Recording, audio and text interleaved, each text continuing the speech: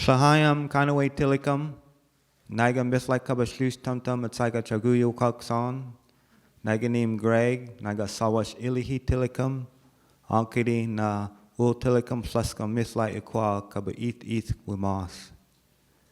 I first wanted to kind of do a welcoming to you in our tribal language, the Chinookawawa, and I said that just happy to be here with you all today, that my name is Greg, and I'm a member of the Confederated Tribes of Grand Ronde, and as part of the opening of today's events, wanted to welcome you to the ancestral homelands of my people, which include the Willamette Tumwaters, the Clackamas Chinook, Huatlala Chinook, that lived in this region of Portland, the Tualatin and Kalapuya people that lived from the summit area of the West Hills into the Beaverton area. And of course, we have many, many relatives from along the Columbia River that came and traded with us and came to our different villages and tribes for sharing and doing lots of different activities and things like that. But on behalf of the Confederated Tribes of Grand Ronde, wanted to welcome you here to our ancestral homelands today. And I myself am very fortunate because when we first opened the Contemporary Native American Art Gallery here at the Portland Art Museum, I was one of the first of the three artists with Greg Robinson, Chinook Nation, Sarah Seastrom from the Coos, Lower Umpqua Sayusla. We were the first three artists that were able to share our work here in the new gallery space. And this is our seventh exhibit that we'll have here, so that's great to see. It's ongoing and everlasting. And I'll just do a little blessing for today's activities too, just to bless the day and just wishing everything goes well for today. I'll say it in the tribal language. Sahali Tai, Hayamasi Puskanawe Uksan, Hayamasi Puskanawe Tilakam Flaska Chadku Yakwa Uksan, Hayamasi Puskanawe Tilakam Flaska Yatlan Kabama Monklush Uklolo Uksan. Akari Natsaika Kamdas Kaba Natsaika Ul Tilakam Flaska Mithla Ukwa Kaba Uk Ilihi P Eth Kaba Uk Wimath. Natsaika Munk Kamdak Suksang Kaba Natsaiko Kanaway Tilakam Kaba Lakat Tiahwit Tilakam Tipsu Tilakam P Tilakam Kaba Uktok. Hayamasi Puskanawe Makmak and Saika Tuan Uksan. P Hayamasi Puskanawe Tilakam Slaska Misla Ikwaksan. P Naiga Oi Slaska Misla Kabashlush Tum Tum. Hayamasi Puskanawe. Hayamasi. Thank you. And then Mike, just kind of a quick thank you to also the Native Arts Council, the Native Arts and Culture Foundation, and of course the Portland Art Museum that makes all this possible today. And then just a really good welcome. Got to have lunch with our guest speaker today, Andrea, so it's great to meet her and get to learn a little bit about her work and what she's going to be sharing with us today. And then of course we want a great appreciation for Mike for all the work he's done and support he's given through his department here at the museum to the Native programs here. Hayamasi, and thank you, and here's Mike.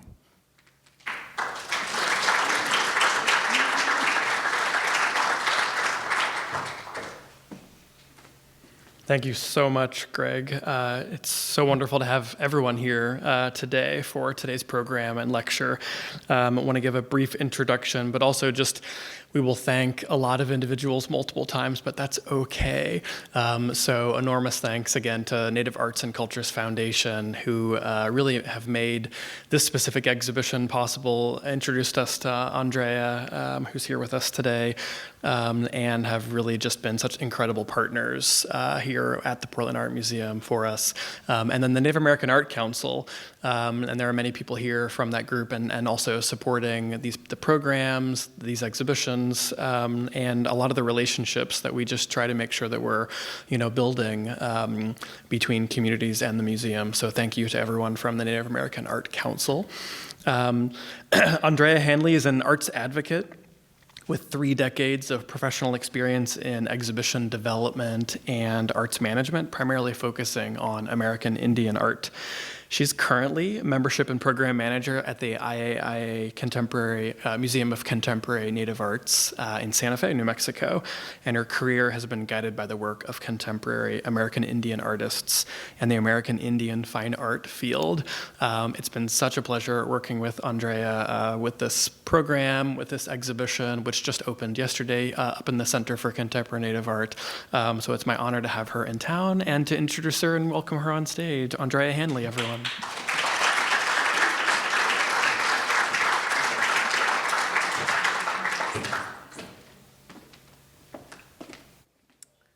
Hi, everyone. Yat my name is Andrea Hanley. Andrea Hanley and Shia. Torach itni and Shle, Klash Chi, Bashish Chin. Since a Kadnish Che do Tachini, Denali, Shanali, Navajo and Shia. Yat Shikesh. I just wanted to introduce myself traditionally. I'm an enrolled Navajo from Winter Rock, Arizona, and I just introduced myself via clans and wanted to say thank you to all of my family who are here. So thank you so much. I am so excited, and I can't believe you all came here to listen to me talk about this, so I'm thrilled that you're all here, so thank you. First, I really wanted to thank the Portland Art Museum for having this exhibition, specifically the Center for Contemporary Native Arts. Mike Markowski, who's been such a lovely person to work with, as is all of his team. Also the Native Arts and Cultures Foundation, Francine Blythe in particular, and Lulani Arquette, the executive director of the foundation, as well as Charles Froelich from Froelich Gallery here in Portland, who have played such an important role in terms of getting this exhibition here. I'm just absolutely thrilled at the types of experiences that I've had and this exhibition has in its time. It's traveled really all over the country, starting in Santa Fe, New Mexico at the Institute of American Indian Arts in Santa Fe a number of years ago, then traveling to the National Museum of the American Indian, the Smithsonian Institution, the George Gustav Heye Center in New York City, the Scottsdale Museum of Contemporary Art in Scottsdale, and the Armory in Los Angeles, and now here in Portland. We're just thrilled, absolutely thrilled. So I'm gonna, I am the curator of this exhibition, but I also run, as Mike said, public programming. I run the volunteer and docent program for the museum. I also run a residency for them. I run their membership program, and I do a little curating too. So I'm really excited about this particular show. Loosely translated in Inuktitut, the word Akunnittinni means between us.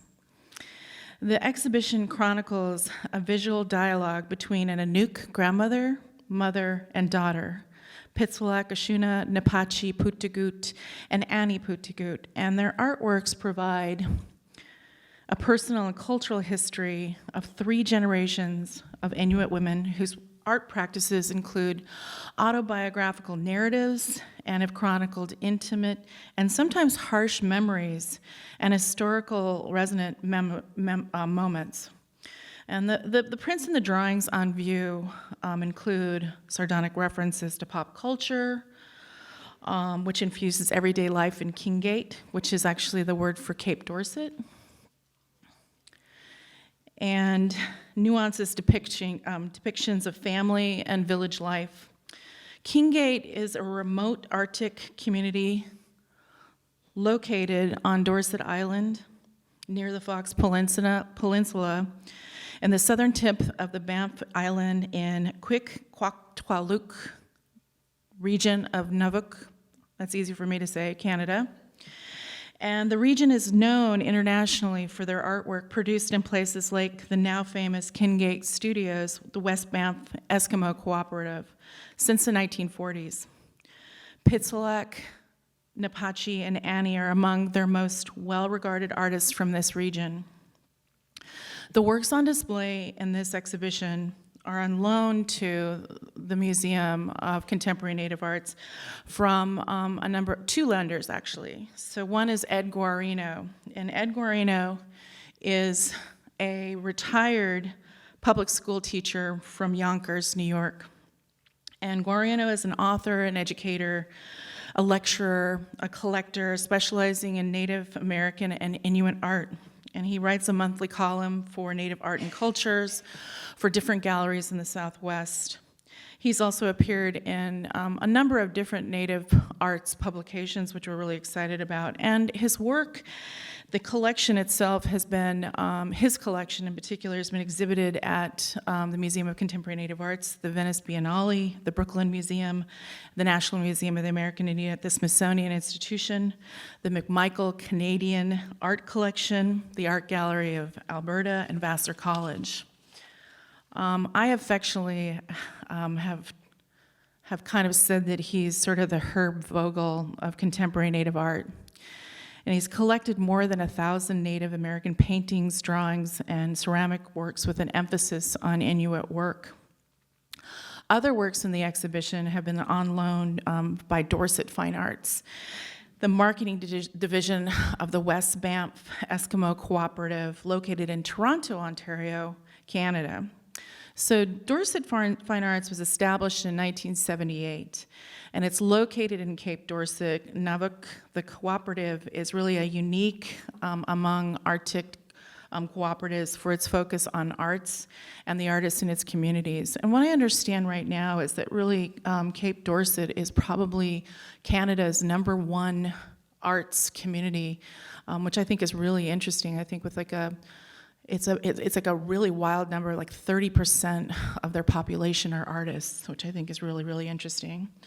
So in the late 1940s, James Houston, who was sort of this charismatic Canadian, settled in the area and was intrigued by Inuit carving traditions and promoted the work in Canada's cultural institutions, primarily focusing in Montreal.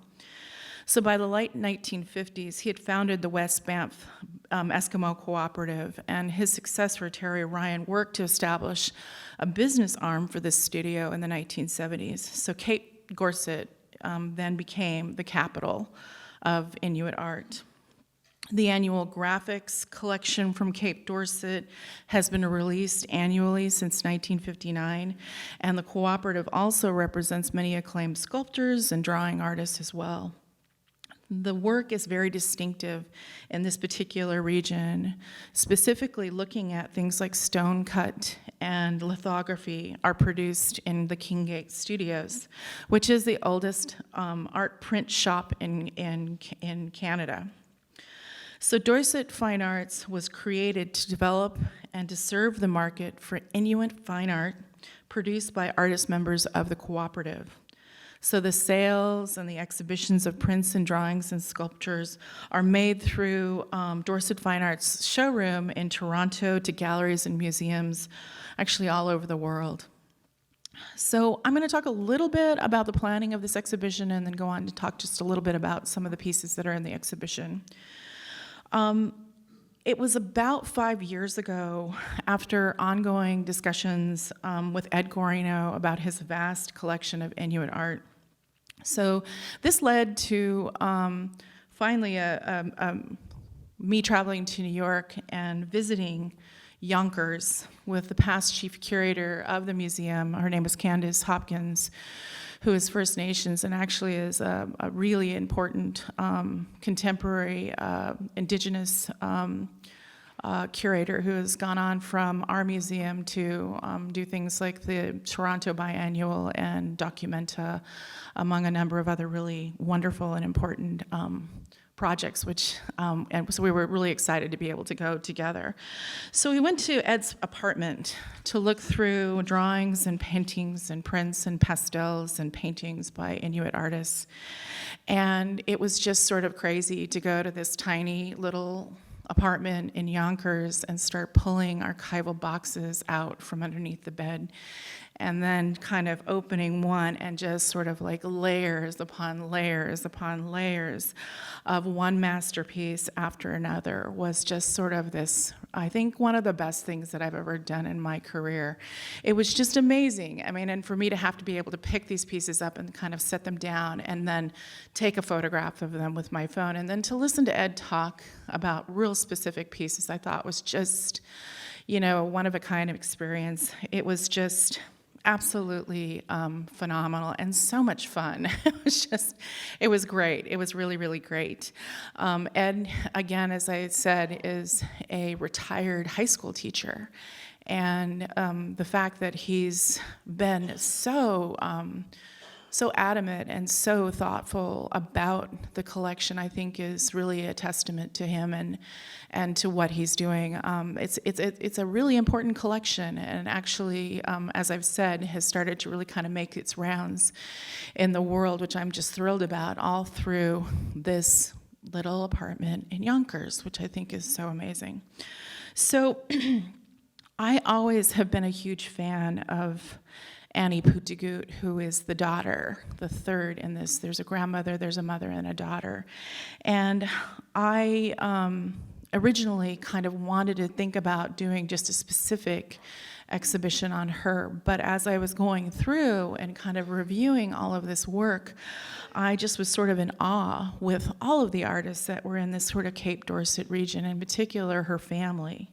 So in researching, I was specifically looking at the relationship between her mother, Napachi Putagut, and her grandmother, Pitsulak Ashuna.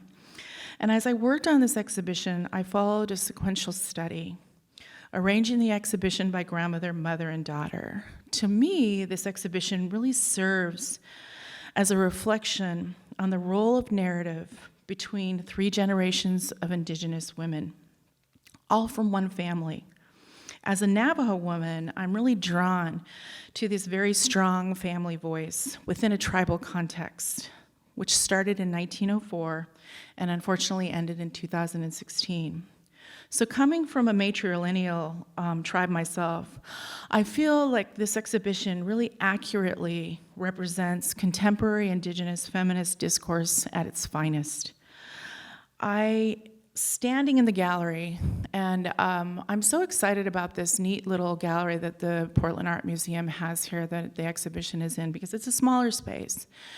And I sort of feel like when I look at exhibitions throughout my career, sometimes you'll get an exhibition where there's a million pieces and you still come out of there kind of trying to figure out what exactly was being said. But I think that in smaller spaces, you can still have these really amazing large conversations and not have to really kind of bog it down with so many works. And I think that's a testament to the types of works that we're going to see today, but also to thinking about what it is to think about contemporary Indian art, or think about exhibitions in particular. So I think what you can do when you're standing in a gallery and it really allows you as a visitor to kind of feel the conversation between these women. What's vital to them, the heartache, the survival, the warm, the fuzzy, and most importantly to them, family. While the exhibition was on view at the IAIA Museum of Contemporary Indian Arts, we were really, really saddened and shocked to hear about the unexpected passing of Annie, who was the daughter in 2006. She was a deeply powerful artist who pushed the boundaries of Indigenous arts. And now more than ever, Annie's work is so important and vital to the plight of Native women in Canada and throughout the rest of the world.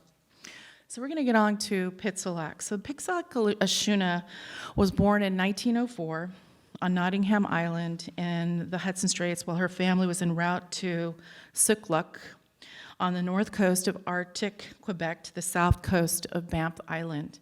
In 1904 was almost a decade before the Hudson Bay Company opened a trading post in Cape Dorset, a seaside settlement known as Kinngait in the native Inuit language. For most of her youth, Ashuna and her family adhered to sort of traditional nomadic life, traveling from one place to the other, looking for hunting grounds and moving seasonally. So she spent her childhood in camps on the South Banff coast, and as a young woman, she married Ashuna.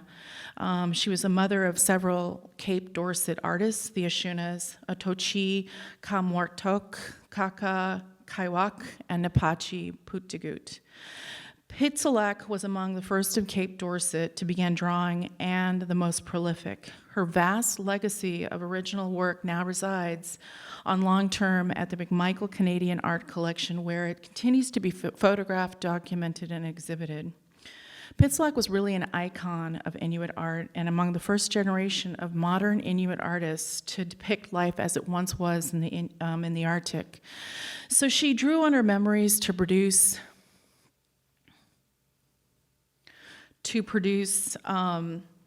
works and drawings that depicted the old ways.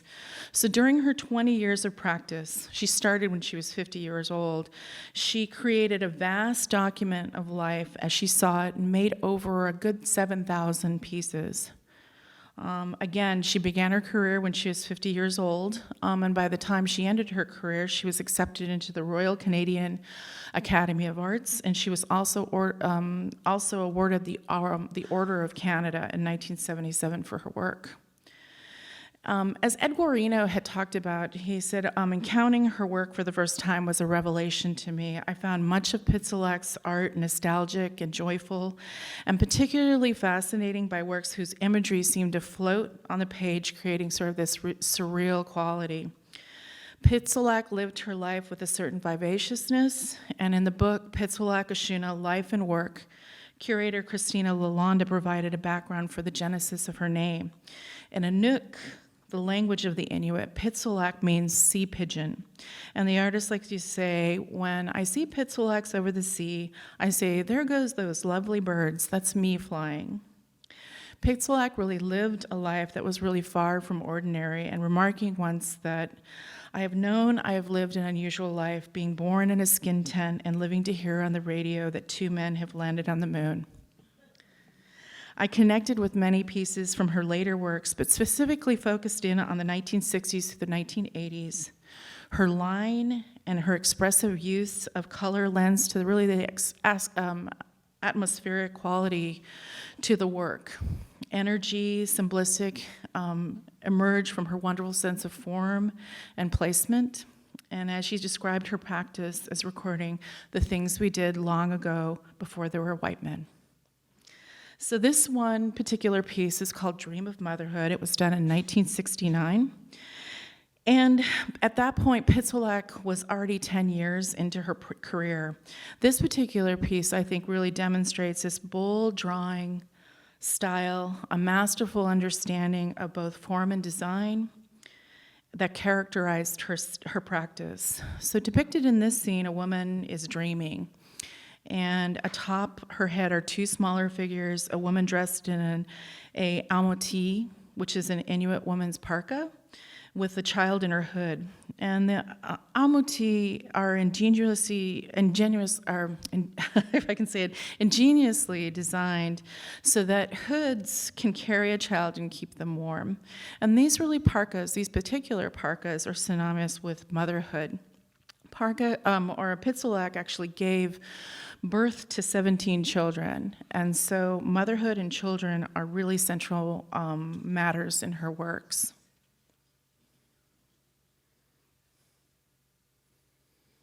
This is a piece called Game of My Youth. This is a piece called Woman Hiding from Spirit.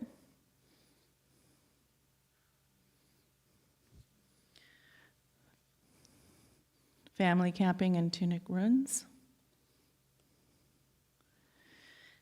And and this piece is called Migration Towards Our Summer Camp. Pitzelak was encouraged in the beginning of her career to focus in on works on reflecting a sense of collective Inuit identity rather than an individual identity. In most of her works, this focus is really general, but rather than personal reflection is really echoed throughout the work, I think. You can see that through her pieces about motherhood and about a mythology, and this one in particular. So, for example, in this print, a central characteristic of camp life, the act of sharing and working together to reinforce bonds with others, to maintain good relations with extended clans and families, really shapes the character of the camp itself. So family members are smiling, dogs are carrying packs. It almost looks like the dogs are smiling. The scene itself marks the beginning of summer. So you kind of get these hints of warm yellow and red shining through her really bold lines. And the thing that I think is so interesting about this piece that was done in 1983 was that this was the year that she passed away. So it really reflects how incredibly prolific the artist was right up until her death. This is another one that I love. This one is called Dog Eats Seal. This was one that was done in 1981, and Pitzelak's drawing of her people, land, and animals are connected to her passionate ties to her home and her experiences as an Inuit woman. So this print depicts a typical scene in Inuit life, and while the work was created in 1981 and thus later in her career, its subject matter implies that it's reminiscent of her younger years spent on the land. I just love it because I'm a big dog lover, and I'm like fascinated by the fact that dogs like to eat seal. So now we're going to focus in on the mother, who is Napachi Putagut. So by the time Ashuna's daughter Napachi was born, the traditional Inuit life was undergoing change. When the fur trade went into steep decline in the 1940s and the 50s, so did the economy of a lot of Arctic settlements. And the Canadian government really encouraged Inuit people to settle in villages, and that was a move, I think, that really chipped away at traditional life.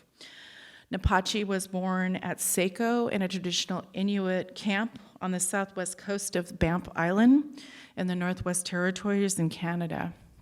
In the mid-1950s, she married Igavukkluk Putagut, who later became one of the main printers at the Cape Dorset studio.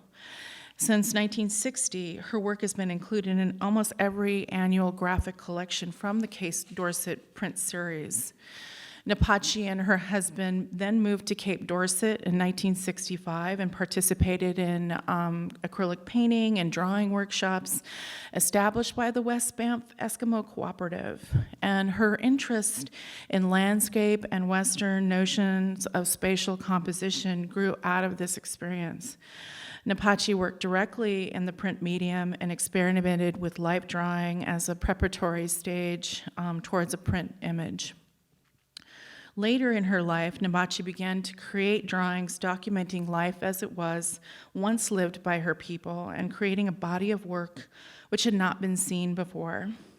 Deeply feminist in subject matter and many times really dark, Napachi produced works that saw her in some ways as a social commentator on Inuk women and their treatment. Many of these drawings were exhibited in a larger body of work in the spring of 2004 at the Winnipeg Art Gallery and the following year at the National Gallery of Canada. And at that time, noted archaeologist and art historian Jane Sproul Thomas wrote that these works were far removed from the friendly, familiar, tourist-friendly architect. They illustrated real events and real people, incorporating in the drawing a section of syllabic text to explain circumstances and people depicted. They were honest, authentic, and intensely personal. Unlike the work of Pitzelak, Napachi's drawings often dealt with the darker aspects of Inuit life. She wanted to document Inuit culture as it was and not as people imagined it. She revealed many things that she found deeply troubling.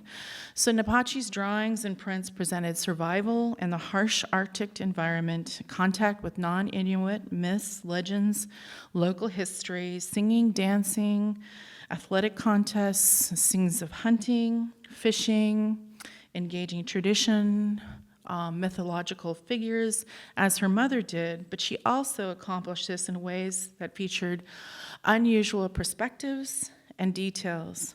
But while she was reverent, she also was unflinching, recording the serious realities of everyday life. So she produced works that depicted prejudices, jealousy, violence, murder, suicide, child and spousal abuse, alcoholism, theft, rape, the sexual exploitation of women, and perhaps the most shocking of all, cannibalism. So Napachi really wanted to tell the story of what it was to be an Indigenous woman in her time and to document it. And she wanted people to really understand about the women who suffered and for the women who survived. Ed Guarino had this to say about it. He said, "I first became aware of Napachi's controversial drawings in 1999 when I saw an exhibition that featured her in a Michael Canadian art collection. And the exhibition was a revelation to him because it included works that detailed aspects of Inuit culture that were really unfamiliar to Ed. Napachi, as most curators and collectors refer to her, made it possible for her daughter, Annie Putagut, to express her unique contemporary vision.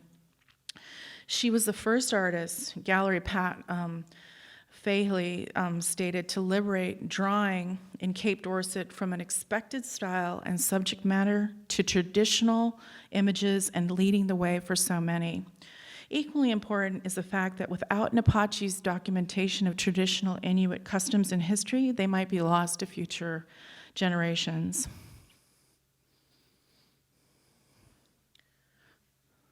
So this is called a whaler's exchange. This is called Naskopi Reef. And this piece is called Trading Women for Supplies. The translation of the artist's Inupiq inscription here says that the captain from the Bowhead whale hunting ship is trading materials and supplies for women. As usual, the man agrees without hesitation. Trading women for supplies documents the sexual exploitation of Inuit women by men, Inuit and non-Inuit. In a 1991 interview with Odette Leroy, the former curator of contemporary Inuit art at the Canadian Museum of Civilization, Napachi said, "As for historic scenes, I have not actually seen them. I used to know some half Inuit a long time ago, and I've heard tales, and that's why I have that style. I've heard that men used to trade wives for some things like tobacco or other things with white sailors, and that is why there are half Inuits.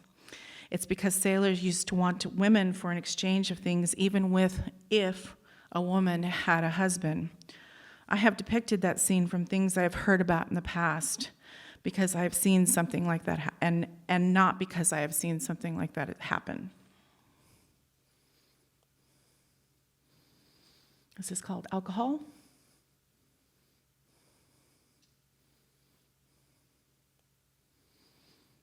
This is called Male Dominance, and this piece was done in 1995-96. So the translation of the artist's description is that it is Akchulu is scouring women to ensure his domination before he claims them as his wives, after he slayed his male enemies. He did this to hide his soft side. In Male Dominance, Napachi presents the viewer with another disturbing scene. A man who's murdered the husbands of 5 women so he can claim them as his own. The man looks out from the work with a self-satisfying smile, while the women who are connected to each other and the man by a rope are clearly frightened and grief-stricken.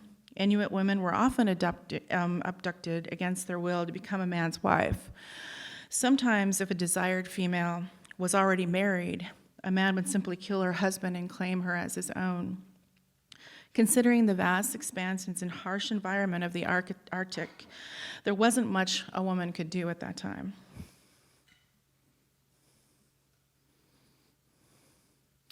This piece is called Eating His Mother's Remains.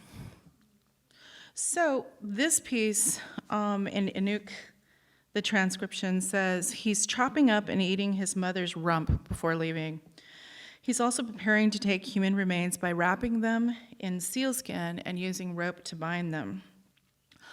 Arguably the most shocking of Napachi's drawings, the composition is like all the late works, exquisitely rendered. The artist has taken a potentially explosive subject and handled it with sensitivity. Although it has been practiced around the world and throughout human history, cannibalism is the ultimate taboo. It was not part of Inuit cultural practice. When it occurred, it was as a result of prolonged famine. In an email correspondence between Ed Guarino and Pat Fahey, she explained that the composition is actually one of several drawings that we have about this particular incident. Often Napachi would do a series of works about the same person or event, and it was not clear that she, the mother, died naturally, although nothing indicates that he killed her. Cannibalism certainly was prevalent during starvation times, and I expect that someone had told Napachi about this particular man. As one writer about the exhibition so eloquently said, perhaps this drawing serves as a metaphor for men taking all that women could give to the detriment of women. The grim reality about even contemporary life for Indigenous Canadian women is that there's more than 1,000 Indigenous Canadian women who are missing or have been murdered since 1980. It's an issue. It's a really, really serious issue. And now we get to Annie Pootagoot, who's the daughter. So by the time Napachi's daughter, Annie Pootagoot, was born in 1969, life in the Arctic has changed forever for Indigenous people. It was contemporary. She grew up in the 1980s, and like her mother and her daughter, or mother and her grandmother, she too became an artist. But her flat, colorful drawings don't recall legends. They instead record a daily Inuit life at the turn of the 21st century. Again, we were very sad to hear of the sudden and unexpected death of Annie, who was so young, and her passing in 2016. Annie began drawing in 1997 under the encouragement of the West Banff Eskimo Cooperative and released her first print in 2003. Her solo exhibition at the Power Plant at the Contemporary Art Gallery in Toronto and her subsequent win of the Sobey Art Award, both in 2006, as well as her participation in the Montreal Biennale and Documenta in 2007. Documenta being one of the most important contemporary art exhibitions in the world, which happens every 5 years, is obviously established her as one of the leading contemporary Inuit artists at that time. And Annie's artwork really challenged conventional expectations of Inuit art. When she was in Documenta, I believe that they didn't even say that she was Inuit. They said she was a Canadian artist, which I think is very interesting. But again, when you think about her participating in such an important contemporary art exhibition, it's amazing. It's a really, really important thing to think about in terms of it not just being Indigenous, but it's as important as she's a very important contemporary artist. So let's see, her subjects and her images reflect her experiences as a female artist living and working in a contemporary Canada. And like her grandmother Pitselek before her, Annie was instinctive, chronicle of her times. So she really explored ideas around mortality and spirituality before her untimely and tragic death. In 10 years, Annie Pootagoot went from emerging artist to a star sought after on the international art scene. Annie did not present an idealized or romantic version of life in the North filtered through memory. Instead, she showed life in the Arctic as she experienced it. Hers was a world in which traditional activities were altered and replaced by modern technology, and one that is shared with contemporary social problems. Annie's work is bold and insightful and thought-provoking, and the content is sometimes startling, not in this particular show, but sometimes even shocking. I would encourage you to kind of look and research a little bit more about Annie if you'd like, but it was never cliche. Annie really had a unique voice, and her work was thoroughly contemporary. Annie really wasn't, again, afraid to reveal the unsavory aspects of Inuit society, such as domestic violence and alcoholism and sexual abuse. And much like her mother, she has documented a lot of harsh realities as she had experienced them, often drawing on events in her own life and things that she'd witnessed. The works I chose came as references to contemporary culture, home, and family. Working in several genres allowed Annie to really cover a diverse range of themes, whether it was a well-known Inuit personage or an unknown. Through her practice, Annie created the illusion that the viewer, like the artist, knows the subject intimately. So this is called Drinking Tea. And this is called Watching the Simpsons on TV, and this was done in 2003. And this particular piece, Annie records just mainstream culture coming into Inuit life, technology like TV and video games and portable cell phones, snowmobiles and ATMs really frequently appear in her work, and images reflect the fact that Annie and others of her generation have been exposed to modern influences, something that was very minimal in earlier generations. In addition, the outside world coming to the Arctic via media, more and more Inuit artists actually are traveling to other countries with different cultures and new ideas being revealed to them, and this too obviously is reflected in Annie's work.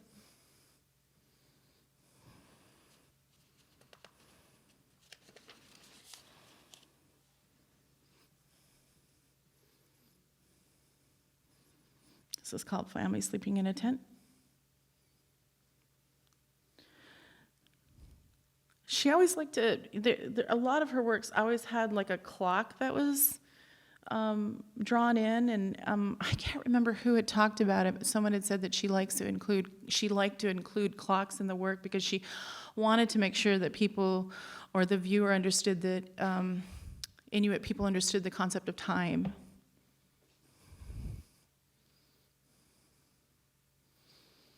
This is a piece called A Portrait of Pitselak. And in this piece, Annie captures her famous grandmother, Pitselak Ashuna, lovingly rendered. The drawing portrays the woman wearing her signature black rimmed glasses, which I think I have kind of thought about a little bit too much.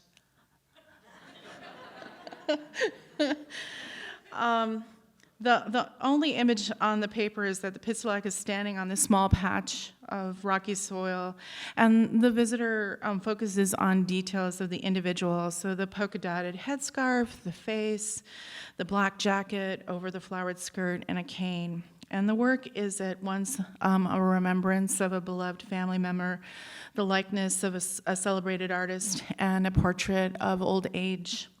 Annie referencing her roots to this. And then the next slide that I'm going to show.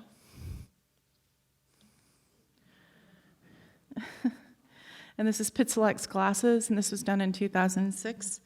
And so again, when she recalls her grandmother by presenting the viewer with this largely highly detailed image of Pitselak's iconic eyeglasses that is reminiscent of pop culture and advertisements, both of which have influenced Annie's work.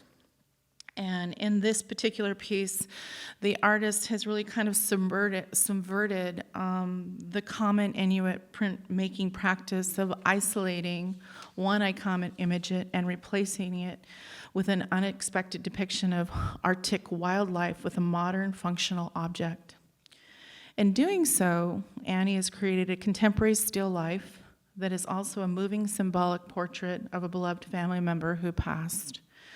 All that remains behind is an object and the memories it evokes. The work is a masterpiece, so modern in its simplicity. It captures a very contemporary moment in time, and there's a lot of different references, but those glasses stand alone in their gracefulness. So Akunnittinni is a very, very small survey of these three powerful artists' work. There are 6 pieces by each one of the artists in this exhibition. And I want to make sure that you know like how prolific all of them were. I think each creating together, over thousands of prints and drawings in their lifetimes and in their careers. And the show really represents a moving and an intimate dialogue. And again, I was just really drawn to this idea of generations of Indigenous women all coming from one family, and this strong family voice, this beautiful narrative within a tribal context, this Indigenous feminist context that allows you to understand the Indigenous, the tribal, the Inuit woman. So I want to thank you all for sitting and listening to all this. Thank you so much, and I hope you go and see the show. It's on the 3rd floor, and you can ask folks up at the front, and they'll direct you to where it's at, or Mike down here. And again, thank you so much for coming. I really appreciate it.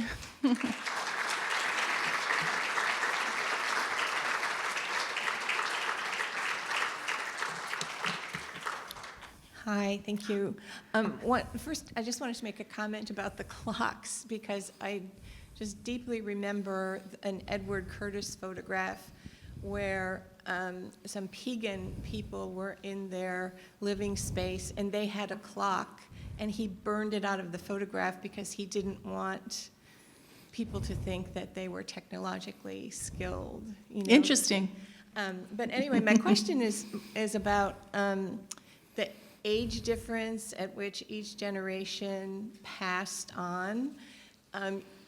You would think that someone brought up in the harsh North would have lived less long than Annie Putuguk, Mm-hmm. And do you think that, can you read anything into that the oldest person died in her 70s, the next in her 60s, and the next in her 40s? Do you think there's any cultural effect going on there? I do. There's a serious issue with killing Indigenous women in Canada, and that's kind of what happened. It's a really awful situation in terms of Annie and her death. I do think, there are certain paths that we all take, I think, and I think that these are artists that all lived, very wild lives in a way. They were out in the middle of nowhere, and in the Arctic. And each path that they chose, I think, was in itself, telling about how they lived their lives. It was no picnic for them to be out in the middle of nowhere. I was talking about this the other day, is that they were so isolated that I was reading a bio on Peter Pitzelak, who was the first photographer in Cape Dorset. And when a new person would come into the camp, they would think that person was a ghost. They couldn't even really really kind of fathom that someone new would coming in. So it was like so, isolated that, it was all about survival.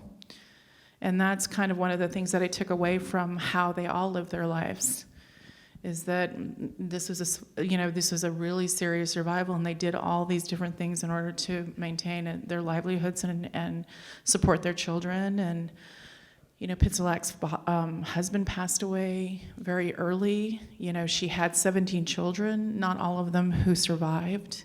And then kind of looking at the history or the lives of the other ones. They're documenting what's going on in the 40s and the 50s and the 60s, and things changed a little bit in the 70s, and there was a lot of pro-Inuit and a lot of activism at that time, but there are issues still in Canada, and the Me Too movement, and obviously Indigenous women in general and their safety in Canada.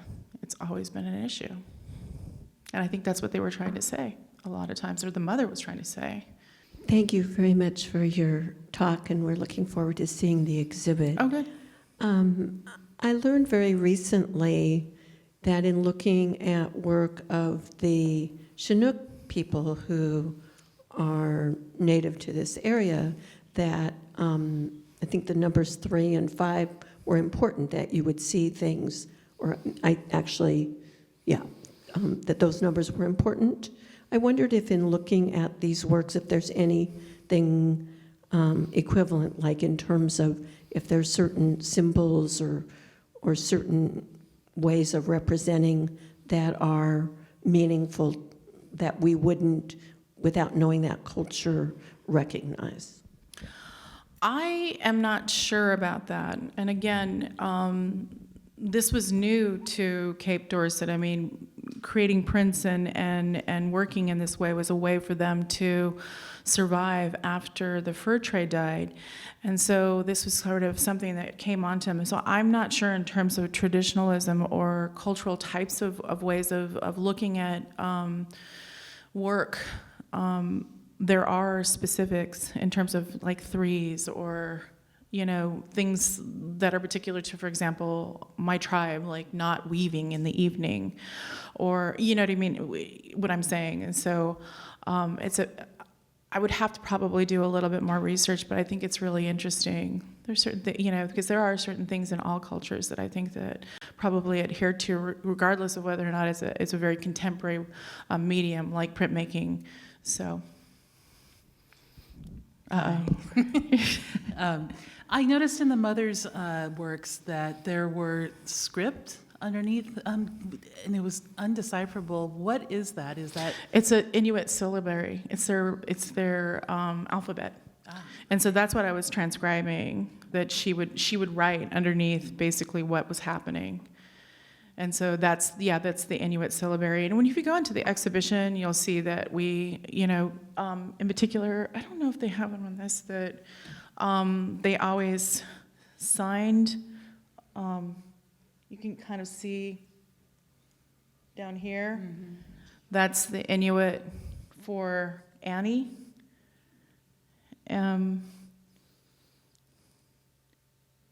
This is the syllabary. This is Napachi's signature and Inuk. And so that's their alphabet.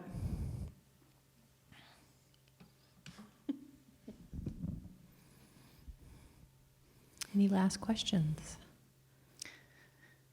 Thank you so much. Thank you, Andrea. Yeah, thank you. Thanks, everybody. Appreciate it.